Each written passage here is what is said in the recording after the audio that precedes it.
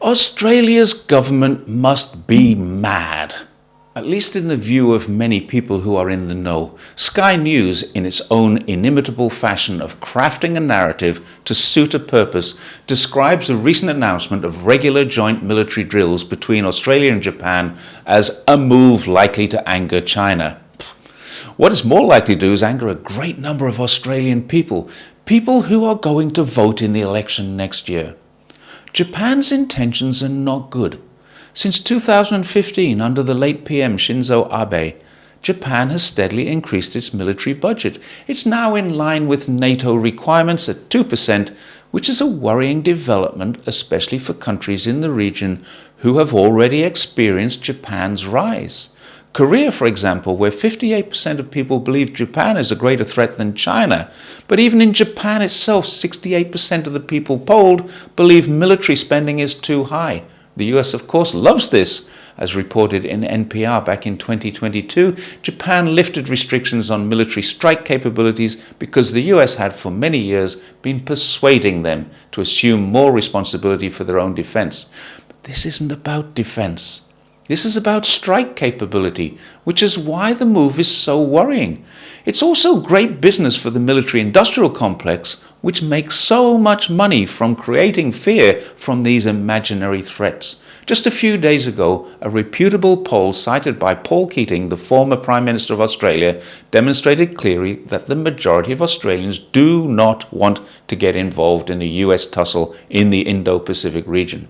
The Political Resolve poll found that 50% of Australians would rather stay away from the USA's potential conflict with China. But at the same time, the government are providing space for the US to build marine bases, allowing the refueling of bombers attacking East Asians' enemy of democracy, creating naval dockyards for the US to park up to 4 nuclear attack submarines, as well as making room in Tyndall Air Force Base for the parking of long-range nuclear-capable bombers. All this in a country that has ratified, but claims in a recent government release, does not affect the non-proliferation of nuclear weapons. The government also, in an undemocratic but bipartisan move, signed up to a $368 billion deal for submarines it's unlikely to ever receive, and now instead of working to increase cooperation with its largest trading partner, Australia will commence regular military drills with a country that really does pose a real threat, Japan. And there are very good reasons why this is madness and potentially political suicide for the government. These drills are designed to counter an imaginary China threat. The US and paid mouthpieces such as ASPI have manufactured a threat that doesn't exist, only to put Australia into a very dangerous position, because if there's a conflict in Asia, it won't be the US getting hit. It will be bases in Asia, some of which are very close to civilian populations, in Australia too.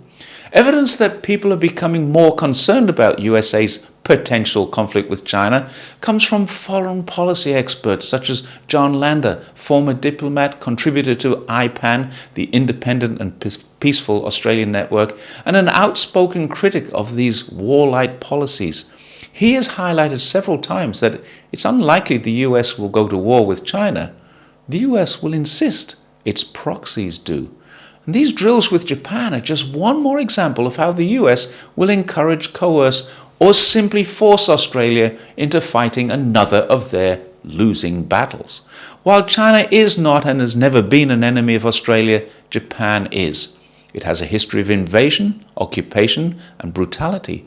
There are only 2 countries that have ever invaded Australia. The first was Great Britain. They arrived in 1788 with a fleet of convicts, a few soldiers, and a desire to make this wonderful country into the world's largest open-air prison. In 1901, Australia became a federated country, and since that time and before, when as a group of colonies, it has taken part in every war the US has fought. Australian lives were lost in huge numbers in the First World War, the Second World War, Korea, Vietnam, Iraq, Afghanistan. Australian troops also fight in wars that we don't even know about. The other country to have invaded Australia was Japan. Not only did the Japanese bomb Darwin, strafe the township of Broome, and send a submarine into Sydney Harbour, the Japanese Imperial Army captured over 22,000 prisoners of war, and 8,031 of them died in captivity. That's 36%.